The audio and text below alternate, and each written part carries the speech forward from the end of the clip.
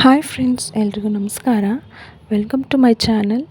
ನಾನಿವತ್ತು ನನ್ನ ಮೊದಲನೇ ವಿಡಿಯೋನ ಅಪ್ಲೋಡ್ ಮಾಡ್ತಿದ್ದೀನಿ.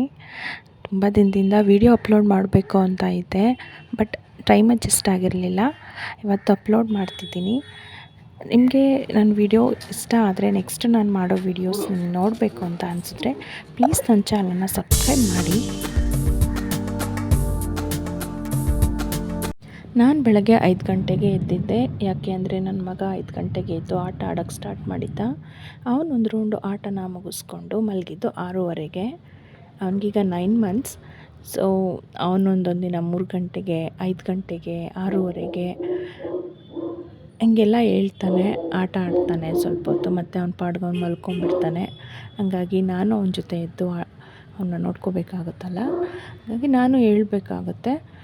ಸೊ ಅವನೀಗ ಜಾಸ್ತಿ ಬೆಡ್ ಮೇಲೆ ಮಲಗ್ತಾನೆ, ಜೋಲಲ್ಲಿ ತೊಟ್ಲಲ್ಲಿ ಮಲಗ್ತಾ ಇಲ್ಲ. ಹಾಗಾಗಿ ಯಾವಾಗಲೂ ನಾನು ಡೇ ಮತ್ತು ನೈಟ್ 2 ಟೈಮೂ ಸೊಳ್ಳೆ ಪರ್ದೆನ ಹಾಕಿರ್ತೀನಿ. ಅವ್ನು ಸೊಳ್ಳೆ ಕಚ್ಚಿ ಹೇಳೋದು ಹೀಗೆಲ್ಲ ಮಾಡ್ತಿದ್ದ, ಹಾಗಾಗಿ ನಾನು ಅದನ್ನು ತೆಗಿಯೋದಕ್ಕೆ ಹೋಗಲ್ಲ, ಫಿಕ್ಸ್ ಬಿಟ್ಬಿಟ್ಟಿದ್ದೀನಿ.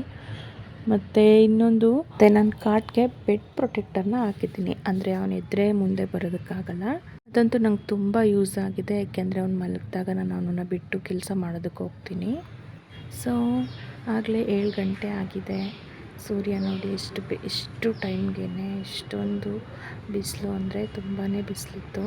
7 ಗಂಟೆ 7:30ಗೆ ಜಾಸ್ತಿ ಬಿಸಿಲು. ನಮ್ಮ ಮನೆ ಮುಂದೆನೇ ಫೇಸ್ಗೆ ಹೊಡೆಯುತ್ತೆ, ಅಷ್ಟು ಬಿಸಿಲಿತ್ತು. ಆರ್ಲಿ ಕೂಡ ವಾಕ್ ಮುಗಿಸ್ಕೊಂಡು ಬಂದಿದ್ದ.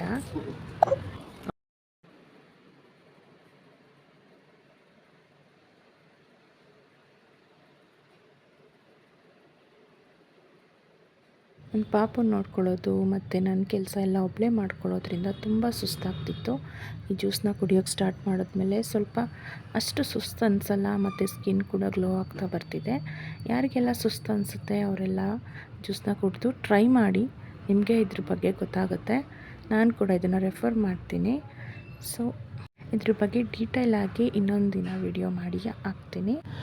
ಪಾಪುಗೆ ರಾಗಿ ಸರಿನ ಮಾಡೋದಕ್ಕೋಸ್ಕರ ರಾಗಿ ಮತ್ತು ಕಾಳೆಲ್ಲನೂ ತೊಳೆದು ಮೊಳಕೆ ಕಟ್ಟಿಸಿದೆ. ಸೊ ಅದನ್ನು ಒಣಗಿಸ್ತಿದ್ದೀನಿ. ಅಂದರೆ ಇದು ಬೆಳಗಿನ ಬಿಸಿಲಲ್ಲಿ ಒಣಗಿಸಿದ್ರೆ ತುಂಬ ಒಳ್ಳೆಯದಂತೆ, ಇಲ್ಲಾಂದರೆ ನೆರಳಲ್ಲಿ ಒಣಗಾಕಬೇಕು. ಸೊ ಅದಕ್ಕೆ ಬೆಳಗ್ಗೆ ಬಿಸಿಲು ಸ್ವಲ್ಪ ಇತ್ತಲ್ಲ, ಹಾಗಾಗಿ ಒಣಗಾಕೋಕ್ಕೆ ಬಂದಿದ್ದೆ. ಪಾಪುಗೆ 6 ಮಂತ್ ಆದಮೇಲಿಂದ ನಾನು ರಾಗಿ ಸಾರಿನ ಸ್ಟಾರ್ಟ್ ಮಾಡಿದ್ದು. ಫಸ್ಟು ಬರೀ ರಾಗಿನ ಕೊಡ್ತಿದ್ದೆ. 1 ವೀಕ್ ಆದಮೇಲೆ ಕಾಳು ಮತ್ತು ಡ್ರೈ ಫ್ರೂಟ್ಸ್ ಎಲ್ಲ ಮಿಕ್ಸ್ ಮಾಡಿ ರಾಗಿ ಸಾರಿನ ಮಾಡಿ ತಿನ್ಸೋಕ್ಕೆ ಸ್ಟಾರ್ಟ್ ಮಾಡಿದೆ. ಅವ್ನು ರಾಗಿ ಸಾರಿನ ತುಂಬ ಚೆನ್ನಾಗಿ ತಿಂತಿದ್ದ, ಡೈಜೆಷನ್ ಕೂಡ ಚೆನ್ನಾಗಾಗಿತ್ತು, ಅಡ್ಜಸ್ಟ್ ಆಯಿತು ಕೂಡ ಅವನಿಗೆ ಚೆನ್ನಾಗಿ.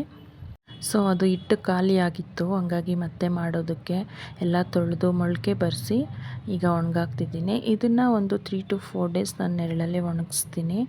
ಆಮೇಲೆ ಮತ್ತೆ ಹುರಿದು, ಅಂದರೆ ಸ್ವಲ್ಪ ಬೆಚ್ಚಗಾಗೋ ಥರ ಹುರಿಬೇಕು. ಇದ್ರ ಜೊತೆಗೆ ಸ್ವಲ್ಪ ಬೇಳೆ ಮತ್ತು ಡ್ರೈ ಫ್ರೂಟ್ಸ್ನ ಸೇರಿಸ್ತಿದ್ದೀನಿ.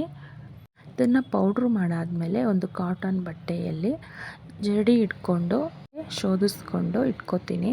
ಸೊ ಮುಂಚೆ ಮನೇಲೇ ಸ್ವಲ್ಪ ಮಿಕ್ಸಿಲಿ ರುಬ್ಕೋತಿದ್ದೆ, ಪೌಡ್ರ್ ಮಾಡ್ಕೋತಿದ್ದೆ. ಈ ಸರಿ ಹಂಗೆ ಮಾಡಲ್ಲ, ಯಾಕೆಂದರೆ ಅವ್ನು ಸ್ವಲ್ಪ ಜಾಸ್ತಿ ತಿಂತಾನಲ್ಲ, ಹಾಗಾಗಿ ಜಾಸ್ತಿ ಬೇಕಾಗುತ್ತೆ. ಮಿಷಿನಲ್ಲೇ ಪೌಡ್ರ್ ಮಾಡಿಸ್ಕೊಂಡು ಇಟ್ಕೊಂಡ್ರೆ ತುಂಬ ಒಳ್ಳೆಯದು, ಸ್ವಲ್ಪ ಸಣ್ಣಗೆ ಬರುತ್ತೆ. ಮನೇಲಿ ಮಿಕ್ಸಿಲಿ ಮಾಡ್ಕೋತೀವಿ ಅಂದರೆ ಸ್ವಲ್ಪ ತಿಕ್ಕಾಗಿ ಬರುತ್ತೆ, ಹಾಗಾಗಿ ಈ ಸಾರಿ ನಾನು ಮಿಷಿನಲ್ಲೇ ಮಾಡಿಸ್ಬೇಕು ಅಂದ್ಕೊಂಡಿದ್ದೀನಿ. ಸೊ ಬೆಳಗ್ಗೆ ಟಿಫನ್ಗೆ ನಾನು ಚಪಾತಿ ಮತ್ತು ಮೊಸಪ್ಪು ಮಾಡೋಣ ಅಂದ್ಕೊಂಡಿದ್ದೀನಿ. ಪಾಲಕ್ ಮೊಸಪ್ಪು ಏನಕ್ಕೆ ಅಂದರೆ ಮಧ್ಯಾಹ್ನಕ್ಕೂ ಮಾಡಬೇಕಾಗಿತ್ತು, ಹಾಗಾಗಿ ಬೆಳಗ್ಗೆನೇ ಸ್ಟಾರ್ಟ್ ಮಾಡ್ಕೊಳ್ಳೋಣ ಅಂತ. ಪಾಪು ಮಲಗಿದಾಗಲೇ ನನ್ನ ಕೆಲಸಗಳನ್ನ ಮುಗಿಸ್ಕೋಬೇಕು, ಹಾಗಾಗಿ ಬೆಳಗ್ಗೆನೇ ಸ್ವಲ್ಪ ಮೊಸಪ್ಪು ಮಾಡಿ ಇಟ್ಕೊಂಡ್ರೆ ಮಧ್ಯಾಹ್ನಕ್ಕೆ ಕೂಡ ಊಟಕ್ಕಾಗುತ್ತೆ ಅಂತೇಳಿ ಬೆಳಗ್ಗೆನೇ ಮಾಡಿಕೊಡ್ತಿದ್ದೀನಿ. ಇದ್ರ ಜೊತೆಗೆ ಚಪಾತಿ ಮಾಡ್ತಿದ್ದೀನಿ. ಪಾಲಕ್ ಸೊಪ್ಪು ಮತ್ತು ಬೇಳೆ ಹಾಕಿ ದಾಲ್ ಥರ ಮಾಡ್ತಿದ್ದೀನಿ. ಇದಕ್ಕೇನು ರುಬ್ಕೊಳ್ಳೋದು ಏನಿಲ್ಲ, ಹಾಗೇ ಮಾಡ್ತಿದ್ದೀನಿ. ಕುಕ್ಕರ್ಗೆ ಬೇಳೆ ಜೊತೆ ಜೀರಿಗೆ, ಅರಿಶಿನ, ಬೆಳ್ಳುಳ್ಳಿ, ಟೊಮೊಟೊ ಜೊತೆಗೆ ಸ್ವಲ್ಪ ಉಪ್ಪು ಹಾಕಿ 2 ವಿಷಲ್ ಹಾಕಿಸ್ಕೊತೀನಿ. 2 ವಿಷಲ್ ಆಗಿದೆ. ಸೊಪ್ಪನ್ನು ಮೊದಲೇ ಕಟ್ ಮಾಡಿ ಇಟ್ಕೊಂಡಿದ್ದೆ, ಈಗ ಇದಕ್ಕೆ ಸೊಪ್ಪನ್ನು ಸೇರಿಸ್ಕೊತೀನಿ. ಸೊಪ್ಪು ಸೇರಿಸ್ಕೊಂಡಾದ್ಮೇಲೆ 1 ವಿಷಲ್ ಹಾಕಿಸ್ಕೊತೀನಿ. ವಿಷಲ್ ಹಾಕೋ ಅಷ್ಟೊತ್ತಿಗೆ ಈ ಕಡೆ ಒಗ್ಗರಣೆ ಮಾಡ್ಕೊಂಡ್ಬಿಡ್ತೀನಿ. ಒಂದು ಬಾಣಲೆಯಲ್ಲಿ ಸ್ವಲ್ಪ ಎಣ್ಣೆ, ಅದಕ್ಕೆ ಸ್ವಲ್ಪ ಸಾಸಿವೆ ಕರಿಬೇವಿನ ಹಾಕ್ಕೊತೀನಿ. ಹೆಚ್ಚಿಟ್ಕೊಂಡಿರೋ ಸ್ವಲ್ಪ ಈರುಳ್ಳಿ ಮತ್ತು ಟೊಮಟೊನ ಸೇರಿಸ್ಕೊಂಡು ಚೆನ್ನಾಗಿ ಹುರ್ಕೊತಿದ್ದೀನಿ. ಇದೆಲ್ಲ ಚೆನ್ನಾಗಿ ಬೆಂದ ಮೇಲೆ ಸ್ವಲ್ಪ ಸಾಂಬಾರು ಪೌಡ್ರನ್ನ ಸೇರಿಸ್ಕೊತೀನಿ. ಸೊ ಟೇಸ್ಟ್ಗೆ ಚೆನ್ನಾಗಿರುತ್ತೆ ಅಂತ.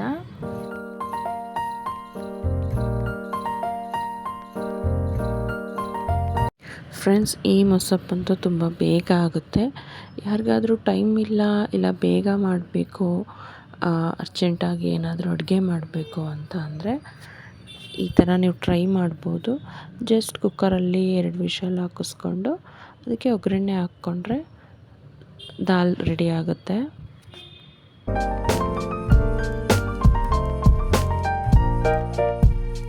ನಾನಂತೂ ಹಾಗೆ ಮಾಡೋದು. ಅರ್ಜೆಂಟಾಗಿ ಸಾಂಬಾರು ಬೇಕು, ಟೈಮ್ ಇಲ್ಲ ಅಂತ ಅಂದಾಗ ಹಿಂಗೆ ಮಾಡ್ಕೊತೀನಿ. ಸೊಪ್ಪಿಲ್ಲ ಅಂದರೂ ಬರೀ ಬೇಳೆ ಹಾಕಿನೇ ದಾಲ್ ಥರ ಮಾಡ್ತೀನಿ. ತುಂಬ ಬೇಗನೂ ಆಗುತ್ತೆ, ತುಂಬ ಈಸಿನೂ ಇದೆ. ಈಗ ಸ್ವಲ್ಪ ನೀರನ್ನು ಸೇರಿಸ್ಕೊತೀನಿ. ಏನಕ್ಕೆ ಅಂದರೆ ತಳ ಹಿಡಿಬಾರ್ದಲ್ಲ, ಅದಕ್ಕೆ ನೀರು ಹಾಕಿ ಸ್ವಲ್ಪ ಮಸಾಲೆ ಸ್ಮೆಲ್ ಹೋಗೋವರೆಗೆ ಕುದಿಸ್ಕೋಬೇಕು. ಸೊಪ್ಪು ಆಲ್ರೆಡಿ ವಿಷಲ್ ಆಗಿತ್ತು. ವಿಷಲ್ನ ತೆಗೆದು ಅದನ್ನು ಚೆನ್ನಾಗಿ ಮಸ್ಕೋತಾ ಇದ್ದೀನಿ. ಚೆನ್ನಾಗಿ ಮಸ್ಕೊಳ್ಳೋದ್ರಿಂದ ಟೇಸ್ಟ್ ತುಂಬ ಚೆನ್ನಾಗಿರುತ್ತೆ. ಈ ರೀತಿ ದಾಲ್ ಮಾಡ್ಕೊಳ್ಳೋದ್ರಿಂದ ಅನ್ನದ ಜೊತೆಗೆ, ರೊಟ್ಟಿಗೆ, ಮುದ್ದೆಗೆ, ಚಪಾತಿಗೆ ಯಾವುದ್ರ ಜೊತೆ ಬೇಕಾದರೂ ತಿನ್ಬೋದು. ಈಗ ಇದಕ್ಕೆ ಒಗ್ಗರಣೆನ ಸೇರಿಸ್ಕೊತಾ ಇದ್ದೀನಿ. ಒಗ್ಗರಣೆ ಸೇರಿಸ್ಕೊಂಡ್ಮೇಲೆ ಒಂದು 10 ನಿಮಿಷ ಕುದಿಯೋದಕ್ಕೆ ಬಿಡಬೇಕು. ಸ್ವಲ್ಪ ಉಪ್ಪನ್ನು ಸೇರಿಸ್ತಿದ್ದೀನಿ. ಏನಕ್ಕೆ ಅಂದರೆ ಒಗ್ಗರಣೆಗೆ ಉಪ್ಪು ಹಾಕಿಲ್ಲ ಅಲ್ವಾ, ಅದಕ್ಕೆ ಸಪ್ಪೆ ಆಗಬಾರ್ದು ಅಂತ ಸ್ವಲ್ಪ ಉಪ್ಪು ಸೇರಿಸ್ಕೊತೀನಿ. ಇದನ್ನು ಚೆನ್ನಾಗಿ ಮಿಕ್ಸ್ ಮಾಡಿ 5ರಿಂದ 10 ನಿಮಿಷ ಕುದಿಯೋದಕ್ಕೆ ಬಿಡಬೇಕು.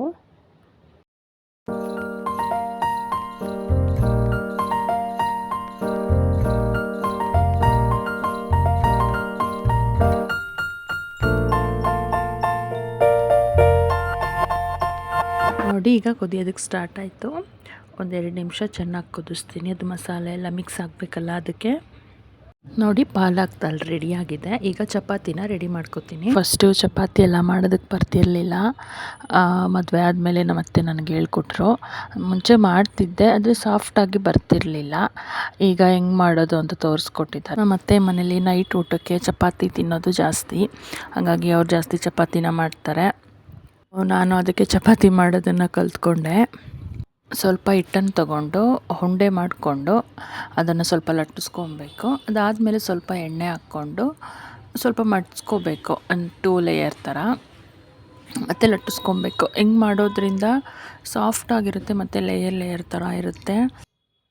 ಚಪಾತಿ ಲಟ್ಟಿಸ್ಕೊಂಡಾದಮೇಲೆ ಚಪಾತಿಲಿರೋ ಎಕ್ಸ್ಟ್ರಾ ಹಿಟ್ಟನ್ನೆಲ್ಲ ತೆಗಿಯೋದ್ರಿಂದ ಚಪಾತಿ ನೀಟಾಗಿ ಬೇಯುತ್ತೆ ಮತ್ತು ಸಾಫ್ಟಾಗಿ ಕೂಡ ಇರುತ್ತೆ.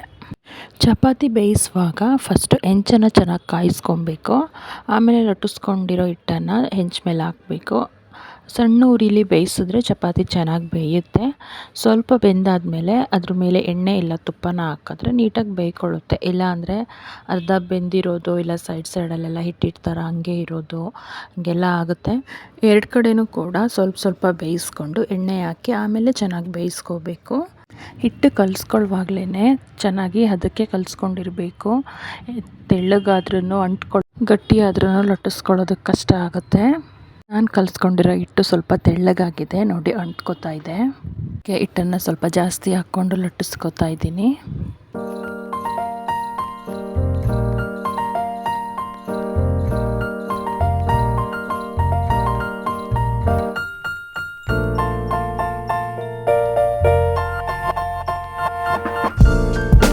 ನೋಡಿ, ಚಪಾತಿ ರೆಡಿಯಾಗಿದೆ. ಸಾಫ್ಟಾಗಿ ಲೇಯರ್ ಆಗಿ ಬಂದಿದೆ. ನೀವು ಹಿಂಗೆ ಒಂದ್ಸರಿ ಟ್ರೈ ಮಾಡಿ ನೋಡಿ, ಹೇಗೆ ಬಂದಿದೆ ಅಂತ ಕಮೆಂಟ್ ಮಾಡಿ ತಿಳಿಸಿ.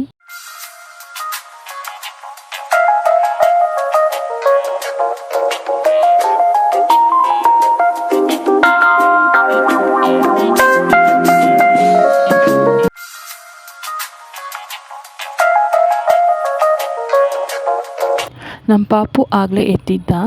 ಅವನಿಗೆ ರಾಗಿ ಸರಿನ ತಿನ್ನಿಸಿ ಸ್ವಲ್ಪ ಹೊತ್ತು ಆಟ ಆಡೋದು ಬಿಟ್ಟಿದ್ದೆ. ಪಾಪುಗೆ ರಾಗಿ ಸರಿನ ಮಾಡಿ ತಿನ್ನಿಸಿ ಅವನ್ನ ಸ್ನಾನ ಮಾಡಿಸಿ ಮಲಗಿಸಿದ್ದೀನಿ. ಈಗ ಬಟ್ಟೆ ಎಲ್ಲ ನಿನ್ನೆ ಒಣಗಾಕಿದ್ದು ಹಾಗೆ ಇತ್ತು, ಅದನ್ನೆಲ್ಲ ಎತ್ತಿ ಮಡ್ಸಿಡೋದಕ್ಕೆ ತಗೋತಾ ಇದ್ದೆ. ಪಾಪುಗೀಗ 9 ಮಂತ್ಸ್ ಕಂಪ್ಲೀಟ್ ಆಗಿರೋದ್ರಿಂದ ಅವನು ಡೇನಲ್ಲಿ ಜಾಸ್ತಿ ನಿದ್ದೆ ಮಾಡೋದಿಲ್ಲ, ನೈಟ್ ಚೆನ್ನಾಗಿ ನಿದ್ದೆ ಮಾಡ್ತಾನೆ. ಈಗ ಮಲಗಿದ್ದಾನೆ. ಸೊ ಅದಕ್ಕೆ ನಾನು ಸೊಳ್ಳೆ ಬರ್ತೀನಿ ಹಂಗೆ ಹಾಕಿ ಬಿಟ್ಬಿಟ್ಟಿದ್ದೀನಿ. ಅಲ್ಲೇ ನಿಧಾನಕ್ಕೆ ಬಟ್ಟೆನ ಮಡಿಸ್ಕೊತಾ ಇದ್ದೀನಿ.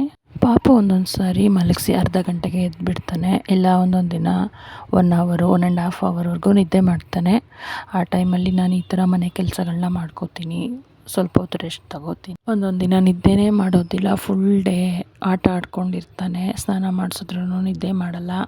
ಸೊ ಆ ದಿನ ನನಗೆ ರೆಸ್ಟ್ ತಗೊಳ್ಳೋದಕ್ಕಾಗೋದಿಲ್ಲ, ಬೇರೆ ಕೆಲಸ ಕೂಡ ಮಾಡ್ಕೊಳ್ಳೋದಕ್ಕಾಗೋದಿಲ್ಲ. ಸೊ ಫ್ರೆಂಡ್ಸ್, ಇದಾಗಿತ್ತು ನನ್ನ ಮೊದಲನೇ ವ್ಲಾಗ್. ನಿಮಗೆ ಈ ವಿಡಿಯೋ ಇಷ್ಟ ಆಗಿದರೆ ಪ್ಲೀಸ್ ನನ್ನ ಚಾನಲ್ನ ಸಬ್ಸ್ಕ್ರೈಬ್ ಮಾಡಿ, ಲೈಕ್ ಮಾಡಿ, ಶೇರ್ ಮಾಡಿ. ನೆಕ್ಸ್ಟು ನಾನು ಮಾಡೋ ವೀಡಿಯೋಸ್ ನೀವು ನೋಡಬೇಕು ಅಂತ ಅಂದರೆ ಬೆಲ್ಲೈಕನ್ನ ಪ್ರೆಸ್ ಮಾಡಿ. ನೋಟಿಫಿಕೇಷನ್ ಮೂಲಕ ನಾನು ಅಪ್ಲೋಡ್ ಮಾಡೋ ವೀಡಿಯೋಸ್ ನಿಮಗೆ ಗೊತ್ತಾಗುತ್ತೆ. Thanks for watching. ಹೀಗೆ ನನಗೆ ಸಪೋರ್ಟ್ ಮಾಡ್ತೀರಿ.